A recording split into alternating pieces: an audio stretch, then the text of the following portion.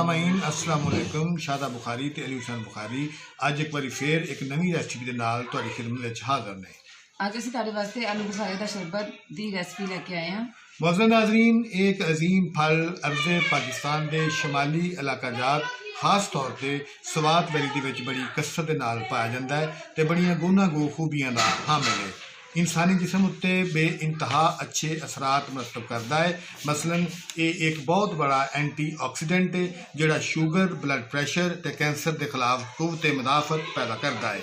ये vitamin A, vitamin के, vitamin C दे नाल भरपूर हुंदा है। कैल्शियम, पोटाशियम, फास्फोरस ते मैग्नीशियम की भी वाफर मकदार ये मौजूद होंगी है। नाजरीन, आलू बुखारे का शरबत खा किसी शक्ल च भी इस्तेमाल किया जाए, ये मैदे, दिल और जिगर दियां जुमला बीमारियों को खत्म करके इंसानी जिसम वास्ते तंदुरुस्ती और ताजगी का पैगाम लियाता है।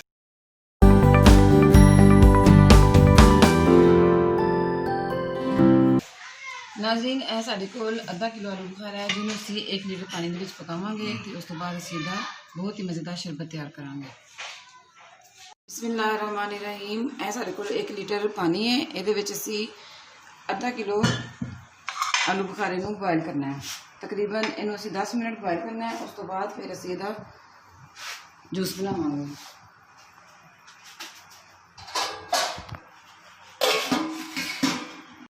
10 मिनट पूरे हो गए हैं इनको बॉयल होते हुए, और असीं इन्हूं चेक करना है। बहुत ही अच्छा इसका रंग आया है, बिल्कुल सही बॉयल हो गए हैं। हुण असीं इन्हां नूं ना इहदे विचों छिलका निकाल लेंगे। इस तरह करके तुसीं इन्हां दा अच्छी तरह नाल छिलका निकाल देना है। एक एक करके इन्हूं दबाओगे तो विचों इहदी गुठली भी बाहर आ जाएगी।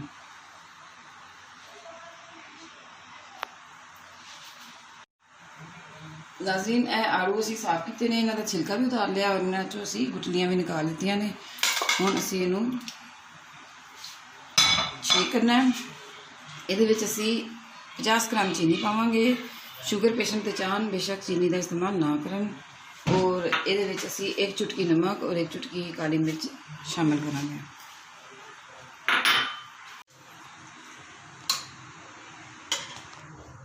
यह 1 लीटर के करीब तक जूस है जिहड़ा असीं आधा किलो जिहड़ा ना आलू बुखारा उहदे नाल तैयार करना है। हुण असीं इहनूं शेक कर लैंदे हां।